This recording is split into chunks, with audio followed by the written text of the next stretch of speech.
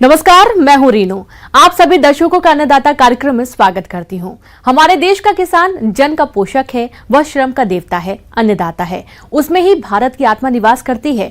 ऐसे ही किसानों की प्रगति के लिए हम खेती बाड़ी से जुड़ी हुई बहुत सी नई लाभकारी जानकारियां हर रोज सुबह लेकर आते हैं। तो चलिए कार्यक्रम शुरू करने से पहले देखते हैं आज क्या है अन्नदाता में। गेहूं की उन्नत किस्में और बुआई पर तकनीकी सलाह।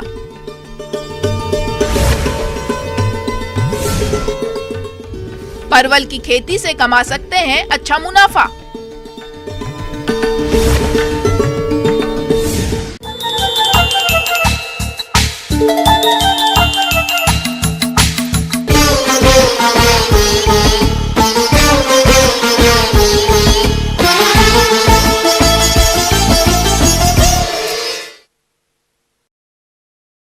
हमारे राज्य के जो किसान भाई धान की कटाई के बाद गेहूं की खेती करना चाहते हैं, वे इस फसल से अच्छा उत्पादन लेने के लिए गेहूं की कौन कौन सी उन्नतशील किस्मों का चयन करें, साथ ही इसकी बुआई करते समय किन किन बातों का विशेष ध्यान दें, इस बारे में जानकारी दे रहे हैं कृषि विज्ञान केंद्र जिला पूर्वी सिंहभूम के कृषि वैज्ञानिक डॉक्टर भूषण प्रसाद सिंह।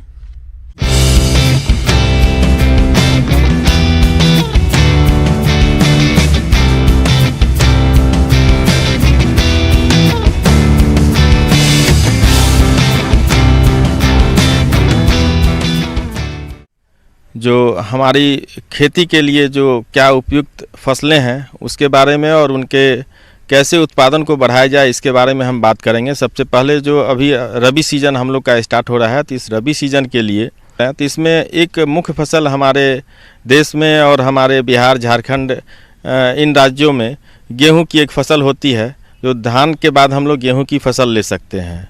और ये चीज़ हम बतला रहे हैं कि फसल के उत्पादन को बढ़ाने के लिए जो सबसे बड़ी चीज़ होती है कि मिट्टी की तैयारी एक सही तरीके से हो जाए, मिट्टी को अच्छे तरीके से तैयार करें और टाइम से हम बुआई करें तो हम अच्छा उत्पादन उससे प्राप्त कर सकते हैं। गेहूं की खेती चाहे सिंचित या असिंचित दशा में करनी हो, दोमट मिट्टी सर्वोत्तम होती है। सामान्य पीएच वाली जीवांश से भरपूर मृदाएं सोने पर सुहागा का काम करती है। बिहार की मिट्टी सामान्य रूप से थोड़ा क्षारीय है। उस भूमियों में खेती पानी की समुचित व्यवस्था होने पर सफलता पूर्वक की जा सकती है। गेहूं मौसम के प्रति बहुत ही संवेदनशील है। इसके उचित अंकुरण हेतु तापमान 10 से 14 डिग्री सेल्सियस, कल्ले के फूटने के समय 13 से 20 डिग्री सेल्सियस एवं दाना बनने की अवस्था में 20 से 24 डिग्री सेल्सियस औसत तापमान की आवश्यकता होती है। तो गेहूं के लिए हमारे पास जो लगाने का जो उपयुक्त समय है वो 15 अक्टूबर से स्टार्ट हो जाता है और विलंब से बुआई करने के लिए आप दिसंबर तक जा सकते हैं। और सबसे बड़ी चीज़ है कि उत्पादन को बढ़ाने के लिए हमारे पास अच्छे किस्मों का होना वो ज़रूरी है। तो वैरायटी का जो सिलेक्शन है, किस्मों का जो चुनाव है, चयन है, वो अच्छे किस्मों का होना चाहिए, अधिक उपज देने वाले किस्मों का होना चाहिए। उसके लिए हमारे पास जो 3 तरह के कंडीशन हमारे पास हैं कि आप टाइम से लगाते हैं और इरिगेटेड कंडीशन में लगाते हैं, सिंचाई की व्यवस्था है, उनके लिए जो वैरायटी हमारे पास उपलब्ध है उसमें HD 2189 ये वैरायटी हमारे पास अच्छा वैरायटी है। HD 2380 ये भी वैरायटी अच्छी है। MACS 2496 और ये वैरायटी जो है 105 से 115 दिनों के बीच में तैयार हो जाती है। तो इन किस्मों का आप चयन इस तरह से करें। और रेनफेड कंडीशन में खास करके झारखंड और के किसान या अन्य प्रदेश जहाँ पे कि सिंचाई की अच्छी व्यवस्था नहीं है, वैसे किसानों को उसमें NI 59 जो है वो अच्छी है। MACS 9 ये सब वैरायटी जो है उसको ले सकते हैं और ये भी तकरीबन 105 से 120 दिनों के बीच में तैयार होती है। उचित गुणवत्ता वाले 85% या उससे अधिक अंकुरण क्षमता वाले सही प्रजातियों में स्वस्थ बीजों का चुनाव करें। सामान्य समय पर बुआई करने पर सिंचित एवं असिंचित दोनों ही दशा में बीज दर 100 से 125 किलोग्राम प्रति हेक्टेयर प्रयोग करें। विलंब से बुआई की परिस्थिति में बीज दर थोड़ा बढ़ाकर 125 से 150 किलोग्राम प्रति हेक्टेयर की दर से प्रयोग करें। बीज उपचार बीटा बैक्स या बेनलेट से 2.5 ग्राम रसायन प्रति किलोग्राम बीज की दर से करें। सूर्य के धूप से उसको ट्रीट करते हैं या गर्म पानी से उसको उपचारित कर लेते हैं, उससे भी हमको काफ़ी फ़ायदा मिलता है। इसके बाद हमारे पास आता है कि उर्वरक का प्रबंधन कैसे करें। रासायनिक उर्वरक और जैव उर्वरक जिन चीज़ों का व्यवहार करना चाहते हैं उसके लिए हमारे पास जो है जो फार्म यार्ड मैन्योर है 2 से 3 टन आपको प्रति हेक्टेयर इसमें ज़रूरत पड़ता है। इतना डालते हैं तो आपको अच्छी उपज की प्राप्ति हो सकती है। साथ में नाइट्रोजन, फॉस्फोरस और पोटास जो लोग जो टाइमली लगा रहे हैं उनके लिए नाइट्रोजन 120 किलोग्राम प्रति हेक्टेयर, फॉस्फोरस 40 से 60 किलोग्राम प्रति हेक्टेयर और पोटास की मात्रा 40 किलोग्राम प्रति हेक्टेयर की आवश्यकता होती है। इसमें से जो हमारे पास नाइट्रोजन है उसकी आधी मात्रा और फॉस्फोरस और पोटास की पूरी मात्रा बुआई के वक्त ही आप मिट्टी में मिला दें, उसके बाद बुआई करें। बाकी बची हुई जो नाइट्रोजन की जो आधी मात्रा है उसको 2 अलग अलग भागों में बांट के और उसको हम जो पहली जो 20 से 25 दिनों पे जब पहली सिंचाई देते हैं उस वक्त उसके साथ भुरकाव कर दें और दूसरी जो है 40 से 60 दिनों के बीच पे जब हम उस जगह तीसरी सिंचाई देंगे 60 दिनों पे तब हम उस जगह इसका भुरकाव कर देंगे। इसके बाद जो है लगाने के लिए हम सीधी बुआई कर सकते हैं, ब्रॉडकास्टिंग कर सकते हैं और दूसरे जो है हम कतार में भी लगाते हैं। बीजों की बुआई सीधी कतारों में 3 से 5 सेंटीमीटर की गहराई में करें। सामान्य दशा में बुआई पर कतार से कतार की दूरी 20 सेंटीमीटर रखें। अगर कतार में लगाते हैं तो जो हमारा पौधे 22 से 23 सेंटीमीटर 22.5 सेंटीमीटर हम लोग जो उपयुक्त पौधे की संख्या को बनाए रखने के लिए जो स्पेसिंग होगा 15 गुने 22.5 सेंटीमीटर होगी। जो एक समस्या हमारे गेहूं में आता है उसमें खरपतवार का भी समस्या रहता है, उस जगह फिर आप रसायन का इस्तेमाल कर सकते हैं। उसके लिए हमारे पास जो खरपतवारनाशी दवा है इसके इस्तेमाल से हम खरपतवार को नियंत्रित कर सकते हैं। गेहूं में कितनी बार सिंचाई दी जाए ये मिट्टी की संरचना और फसल के दौरान होने वाली वर्षा की मात्रा पर निर्भर करता है। यदि संभव हो तो प्रथम सिंचाई समय पर बुआई के 20 से 25 दिनों बाद अवश्य करें तथा कम से कम 3 सिंचाई क्रमशः 20-25, 60-75, 90-100 दिनों बाद करें। ये अवस्थाएं क्रमशः ताजमूल जड़ें निकलते समय, कल्ले फूटते समय एवं दानों में दूध पड़ने के समय से मेल खाती है। किसान भाइयों, अगर आप इन सब चीज़ों का ख्याल रखते हैं और ये सारे तरीकों को अपनाते हैं तो हमें उम्मीद है कि काफ़ी अच्छी उपज की प्राप्ति हो सकती है और किसान भाई अपने आमदनी को बढ़ा सकते हैं। किसान भाइयों, अब लेते हैं एक छोटा सा ब्रेक, जल्द लौटेंगे। ब्रेक के बाद एक बार फिर से आप सभी दर्शकों का अन्नदाता में स्वागत है।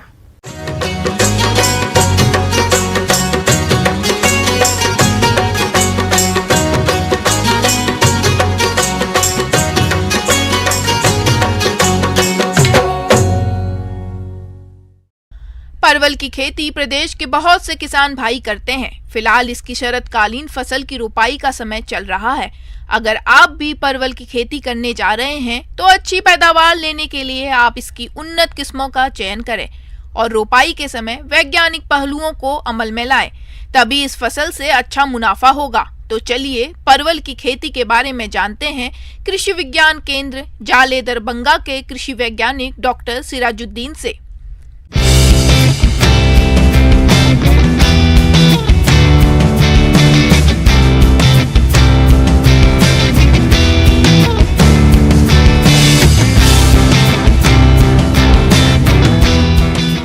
जैसा कि आप देख ही रहे हैं कि अब परवल की खेती से पहले कि कैसे लगाएं, उससे पहले ये जानना जरूरी है कि कौन से प्रभेदों का चयन करना है।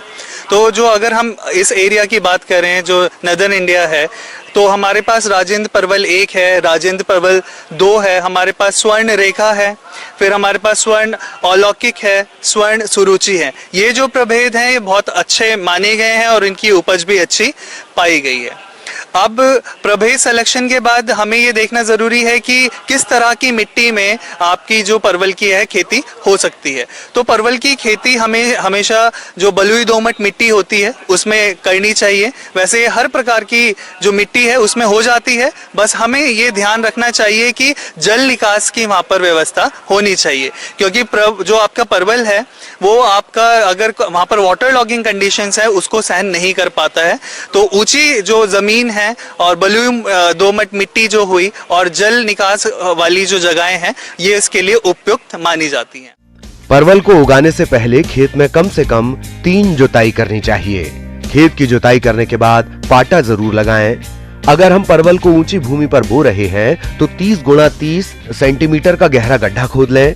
परवल का उत्पादन जड़ों की कटिंग करके रोपाई की जाती है। परवल की रोपाई जड़ों की संख्या के आधार पर होती है। इसके लिए प्रति हेक्टेयर 2500 से 3000 जड़ों के टुकड़ों की जरूरत होती है। परवल की जड़ों के टुकड़े की लंबाई 1 से 1.5 मीटर की होनी चाहिए। समतल भूमि पर इसकी जड़ों को 3 से 5 सेंटीमीटर का गहरा गड्ढा खोदकर बोया जाता है, जबकि गड्ढों या नालियों की मेढ़ों पर इसे 8 से 10 सेंटीमीटर की गहराई पर बोया जाता है। फिर हमें आपका जो परवल है उसको जो पौधे से पौधे की दूरी है वो हमें कम से कम 1.5 मीटर की रखनी चाहिए। 1.5 से 2 मीटर की भी रखते हैं कहीं कहीं जगह पर। और जैसा कि जब आप लगा लेंगे तो आपको उसमें थाला बनाना चाहिए। हर एक पौधे के अराउंड में पेरिफेरी में 1 फीट के आकार का आपको थाला बना लेना चाहिए, ताकि आपकी जितनी भी पोषक तत्व हैं उसमें दिए जा सकें। अगर मैं पोषक तत्व की बात करें तो सबसे पहले हमें प्रति थाला जो देना है वो हमें 20 ग्राम डीएपी देना है। फिर 200 से 250 ग्राम नीम की जो खल आती है वो हमें उसमें देनी है, और 1 किलो आपकी जो गोबर की खाद होती है वो हमें उस थाले में मिला देनी चाहिए। परवल का अच्छा उत्पादन प्राप्त करने के लिए परवल की बुआई से पहले अपने खेत में सड़ी हुई गोबर की खाद की 20 से 30 टन की मात्रा को मिला दें। इसके अलावा 50 किलो नीम की खली और 50 किलो अरंडी की खली को आपस में मिलाकर खेत की मिट्टी में मिला दें। इन सभी खादों के मिश्रण को खेत में मिलाने के बाद जुताई कर दें और फिर परवल की रोपाई करें। देखिए, जो आपका परवल है इसमें जो नर और मादा जो फूल है वो अलग अलग पौधे पर आता है, तो इसका भी हमें ध्यान रखना है कि जो हमारा नर और मादा का जो रेशो है वो 1:19 या 1:20 होना चाहिए। तो इसका ध्यान आप जरूर रखें। बहुत सारे जो किसान लोग हैं वो अगर बीज के थ्रू आपका परवल लगाते हैं तो उसमें यही समस्या होती है कि उसमें जो नर या फिर मादा उसके जो पौधे हैं वो अधिक हो जाते हैं। तो इसीलिए हम जो मचान वाली विधि है जिसमें कि हम लताएं यूज करते हैं आपके बोने के लिए, उसमें ये हम इंश्योर कर सकते हैं कि 1 नर और 20 मादा के पौधे का जो हमें अनुपात है वो मेंटेन करना चाहिए। फिर आप देखिए कि आजकल जो है कि बारिश नहीं हो रही है और जो तापमान है वो बढ़ता चला जा रहा है, तो तापमान बढ़ने की वजह से जो नमी है वो जल्दी जल्दी वहां से खेत से चली जाती है। तो कृषक बंधुओं को चाहिए कि वो अपने खेतों पर जाकर भ्रमण करें और भ्रमण करते हुए देखें कि कहीं पर नमी की कमी तो नहीं है, और अगर नमी की कमी दिखती है तो हमें हल्की हल्की सिंचाई 8 से 10 दिन के अंतराल पर कर देनी चाहिए। परवल की खेती में मिट्टी की नमी के अनुसार सिंचाई करनी चाहिए। कटिंग या जड़ों की रोपाई के बाद यदि मिट्टी में नमी हो तो हल्की सिंचाई करनी चाहिए। इसके अलावा बारिश के मौसम में जरूरत पड़ने पर ही सिंचाई करें। सिंचाई करने के बाद जल निकासी का उचित प्रबंधन होना चाहिए। खरपतवारों की रोकथाम। जब लताएं ऊपर की ओर फैलती हैं तो अनचाहे उगे हुए खरपतवार की निराई गुड़ाई कर देनी चाहिए। ठंड का मौसम समाप्त होते ही पौधे की जड़ों के पास निराई गुड़ाई करके मिट्टी गीली करके पोली कर देना चाहिए।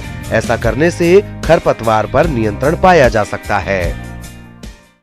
फिर अगर हम देखते हैं कि जब कल्ले निकलने शुरू हो जाते हैं, जो फ्रेश कल्ले होते हैं आपके परवल के, वो अगर निकलने शुरू हो जाते हैं तो फिर हमें मचान बनाने की तैयारी शुरू कर देनी चाहिए।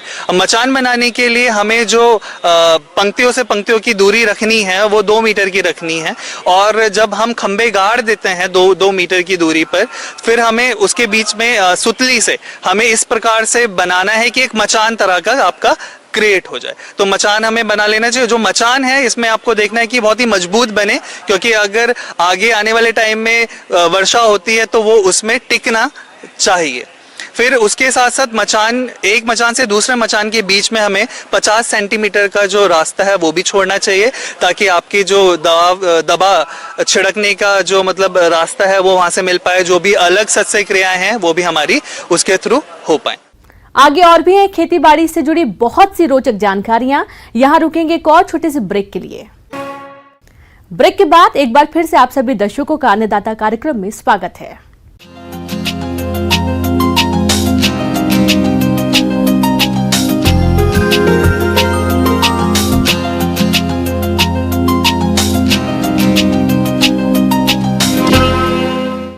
हमारे प्रदेश बिहार में स्ट्रॉबेरी की सफल खेती की असीम संभावनाएं हैं और ऐसा यहाँ के वैज्ञानिकों ने साबित करके भी दिखाया है।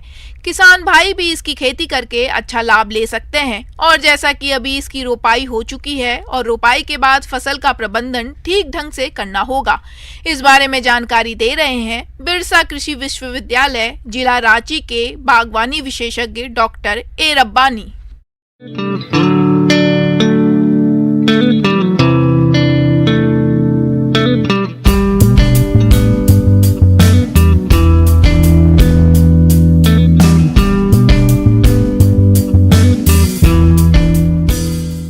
आज मैं आपके सम्मुख एक कल्चरल प्रैक्टिसेस के बारे में कैसे आपकी आमदनी स्ट्रॉबेरी कल्टीवेशन से बढ़ाया जाए उसके लिए दो चार टिप्स दूंगा आपको, ताकि आपका प्रोडक्शन ज़्यादा हो, आपकी आमदनी बढ़े और अच्छी इनकम मिले।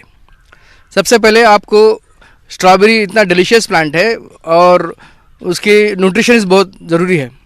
आप शुरुआत में गोबर का खाद तो दिए होंगे प्लांटेशन के वक्त, लेकिन बीच बीच में इंटरवल्स पे, डिफरेंट इंटरवल्स पे उसको नाइट्रोजन, फास्फोरस, पोटैश देने की ज़रूरत है।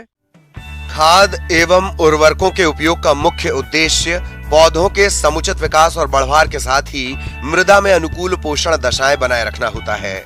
इसीलिए रोपाई के बाद से इसमें फर्टिगेशन के रूप में NPK 19-19-19 की 25 ग्राम मात्रा प्रति वर्ग मीटर की दर से संपूर्ण फसल चक्र में देनी चाहिए। ये मात्रा 15 दिनों के अंतराल पर 4 से 5 भागों में बांटकर देनी चाहिए। स्ट्रॉबेरी में सूक्ष्म पोषक तत्वों का छिड़काव भी उत्पादन बढ़ाने में सहायक होता है। उसी से आपकी क्रॉप का प्रोडक्शन बढ़ेगा, फूल जल्दी आएगा और स्टेबिलिटी ऑफ द फ्लावर रहेगा और उसके अलावा अच्छा फल मिलेंगे और फ्रूट साइज भी बढ़ेगा, फल का साइज भी बढ़ेगा एंड बेटर अट्रैक्टिव कलर। आप जानते हैं स्ट्रॉबेरी का एंथोसायनिन पिगमेंट जो होता है, ऊपर जो फल के पिगमेंट है, उसका ज़्यादा ब्राइटनेस होने से उसका इनकम है ज़्यादा और पैकेज प्रैक्टिसेस में भी इजी रहेगा ताकि फल साइज बड़ा भी हो जाएगा। इसके लिए मैं आपको एक टिप्स देता हूँ। हर 15-20 दिन में आपको 20 दिन के इंटरवल में ड्रिप कर जो फिल्टर होता है उसके अंदर NPK नाइट्रोजन, फास्फोरस, पोटैश डालना है। मार्केट में रेडीली अवेलेबल होते हैं और 6% पोटैश होता है। उससे क्या है, ग्रोथ अच्छा होगा। दूसरा एक इम्पॉर्टेंट टिप है, आप जब क्रॉप हार्वेस्ट करोगे, मार्केटिंग करोगे, उसके बाद पौधा एग्जॉस्ट हो जाएगा क्योंकि पौधे की एनर्जी खत्म हो गई, तो उसको रिवोलेट करना है। इसलिए आपको रेगुलर 15-20 दिन के इंटरवल पे उसको खाद देना है। और बहुत ही सेकंड इम्पॉर्टेंट कल्चरल प्रैक्टिस में ये है कि उसके जो सकर्स निकलते हैं, रनर जो निकलते हैं, उसको किसी भी हालत में ग्रो करने नहीं देना है। पलवार बिछाना स्ट्रॉबेरी उत्पादन में ये महत्वपूर्ण प्रक्रिया है। ये कार्य जमीन की ऊपरी सतह पर सूखे पत्तों, टहनियों या घास फूस से ढककर किया जाता है, परंतु आजकल पलवार बिछाने के लिए अधिकतर प्लास्टिक मल्च का इस्तेमाल किया जाता है। स्ट्रॉबेरी में इसका प्रयोग करने से फल सीधे मिट्टी के संपर्क में नहीं आते, इससे फलों को सड़ने से बचाया जा सकता है। साथ ही खरपतवारों का नियंत्रण करने एवं सिंचाई की आवश्यकता को कम करने का कार्य करती है। स्ट्रॉबेरी के पौधे लगाने के कुछ समय पश्चात उनके आसपास विभिन्न प्रकार के खरपतवार उगाते हैं। ये पौधों के साथ पोषक तत्वों, स्थान, नमी, वायु आदि के लिए स्पर्धा करते रहते हैं। इसके साथ ही ये विभिन्न प्रकार के कीट एवं रोगों को आश्रय प्रदान करते हैं। अक्टूबर में रोपित पौधे से नवंबर में फुटाव शुरू हो जाता है। फुटाव शुरू होने पर खेत की निराई गुड़ाई करके खरपतवार निकाल देना चाहिए। मेरा सबसे गुजारिश है कि रनर्स जो भी निकलते हैं उसको तुरंत पिंचिंग करके निकालना है। निकालने से पौधे का स्ट्रेंथ बढ़ेगा, ताकत बढ़ेगी और अगले सीजन के लिए आपको अच्छे फल देगा। ये बहुत ही इंपॉर्टेंट कल्चरल प्रैक्टिस है। पर्णजीवी थ्रिप्स, ये सूक्ष्म आकार का 1 मिलीमीटर से छोटा हल्के पीले भूरे रंग का कीट होता है। इस कीट के वयस्क और शिशु दोनों ही स्ट्रॉबेरी की पत्तियों एवं पुष्पन से रस चूसकर क्षति पहुंचाते हैं, परंतु पुष्पन के समय ये ज्यादा नुकसान पहुंचाते हैं। इसकी रोकथाम के लिए इमिडाक्लोप्रिड 1 मिलीमीटर प्रति 3 लीटर पानी में घोलकर छिड़काव करें। और इसके अलावा पैकेजिंग हम आप हमेशा जानते हैं कि आप नियर बाय मार्केट में आप अपना प्रोड्यूस बेच रहे हैं तो उसको बहुत ही स्मूथली हैंडल करना है। स्ट्रॉबेरी के ऊपर स्क्रैचेस या ब्लैक स्पॉट्स, मिट्टी या दाग रह जाए तो उससे आपका मार्केट वैल्यू डाउन हो जाएगा, कम मिलेगा। इसलिए brightness is more important. Brightness के लिए आपके पौधे को प्रॉपर पैकिंग करना है और ट्रांसपेरेंट पॉली पैक आते हैं आजकल मार्केट में अवेलेबल है, आप वो पॉली पैक खरीदें, उसमें पैक करें। बस मेरी 2 बातें याद रखें, जो फर्टिलाइजेशन की और रिमूवल ऑफ उसका जो रनर्स निकलते हैं उसको निकालना है। ये बहुत ज़रूरी बातें हैं। और आगे भी किसी भी तरह की जानकारी आपको चाहिए तो आप मुझसे संपर्क करें। मैं बिरसा एग्रीकल्चर इंस्टीट्यूट में आपको हमेशा मौजूद रहूँगा। धन्यवाद।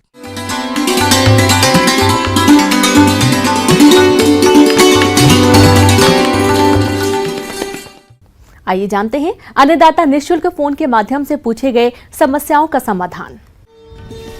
अन्नदाता निःशुल्क फोन संपर्क सेवा के माध्यम से पूछे गए प्रश्नों में से आज हमने जिस प्रश्न को कार्यक्रम में शामिल किया है उसे पूछा है ग्राम मीनापुर, जिला मुजफ्फरपुर के कृषक दीपक यादव ने। ये हल्दी की फसल में प्रकंद गलन रोग की रोकथाम के बारे में जानकारी चाहते हैं। तो दीपक यादव जी, आपकी जानकारी के लिए प्रस्तुत है कार्यक्रम का ये अंश। किसान भाई जोहार। हल्दी में किसान भाई जो आप अभी अपने खड़ी फसल में लगा दिए होंगे खेत में, तो लगभग 1.5 महीने के आसपास का आपका फसल हुआ होगा। तो किसान भाई, ये हल्दी में एक बीमारी देखने को मिलती है जिसको हम लोग कहते हैं लीफ स्पॉट, माने पत्र लांछन या लीफ ब्लॉच। ये एक फफूंद के द्वारा होता है जिसका नाम है टेफ्राइना मैकुलेंस। एक्चुअल में जब आप देखिएगा संक्रमित पौधे जो होते हैं उनकी पत्तियों पे आप पाएंगे किसान भाई कि स्पॉट गोलाकार जो है धब्बा होगा, गोलाकार से अंडाकार धब्बा लिए होगा और धब्बा आपके पत्ती के दोनों सतहों पे, ऊपरी और निचली दोनों सतह पे होगा। लेकिन ये धब्बा आपका ऊपरी सतह पे ज़्यादा मिलेगा। ये एक धब्बा दूसरे धब्बा से मिल करके फिर पूरे पत्ती को जला देता है बाद में और आपके फसल को नुकसान पहुंचाता है। तो किसान भाई, अगर आप हल्दी के साथ मक्का का अंतर्वर्ती फसल या हल्दी के साथ आप मिर्चा का अंतर्वर्ती फसल लगाते हैं साथ में, अगर खरीफ फसल में किसान भाई आपको ये लक्षण देखने को मिले तो आप दवा है एक ब्लाइटॉक्स 50 के नाम से बाज़ार में आता है। 3 ग्राम दवा 1 लीटर पानी में घोल बना करके छिड़काव करें। और छिड़काव करते समय किसान भाई ये देख लें कि छिड़काव करने के अगले 5-6 घंटे तक बारिश नहीं हो तो आपके फसल, और 2 बार छिड़काव करने पड़ेंगे इस दवा के।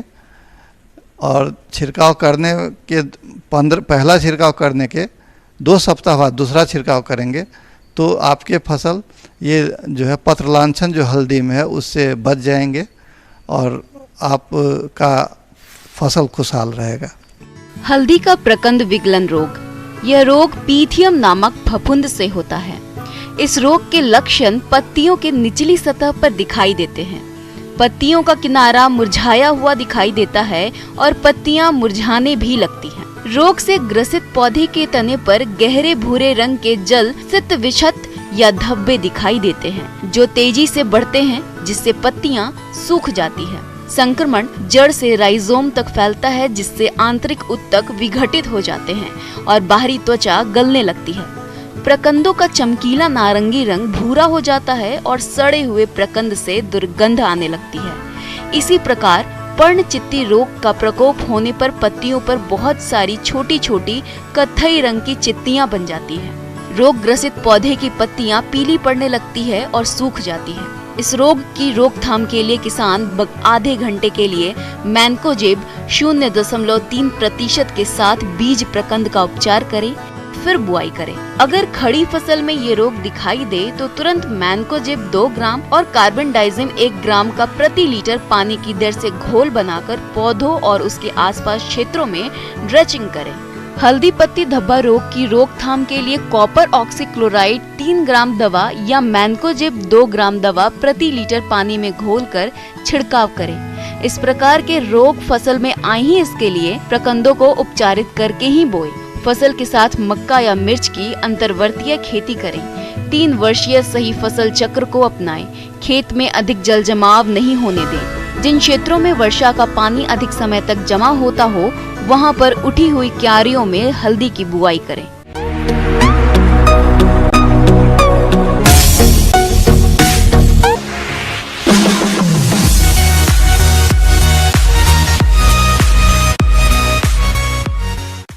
एक नजर डालते हैं राज्य के कुछ मंडियों के प्रमुख फसलों के बाजार भाव पर।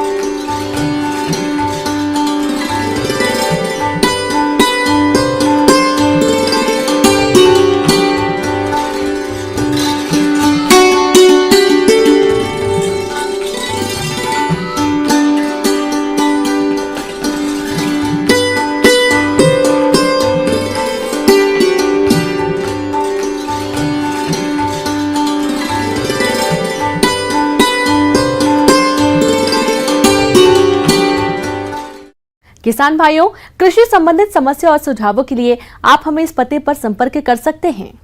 प्रोड्यूसर अन्नदाता news 18 Bihar Jharkhand, Ramoji film city Hyderabad 501512। साथ ही आप हमें ईमेल भी कर सकते हैं। हमारा ईमेल है p18annadatabihar@nw18.com। इसके अतिरिक्त आप हमें निःशुल्क हेल्पलाइन नंबर 1800889216 पर सोमवार से शनिवार सुबह 10 बजे से शाम 4 बजे के बीच संपर्क कर सकते हैं। अब समय हो रहा है आपसे विदा लेने का।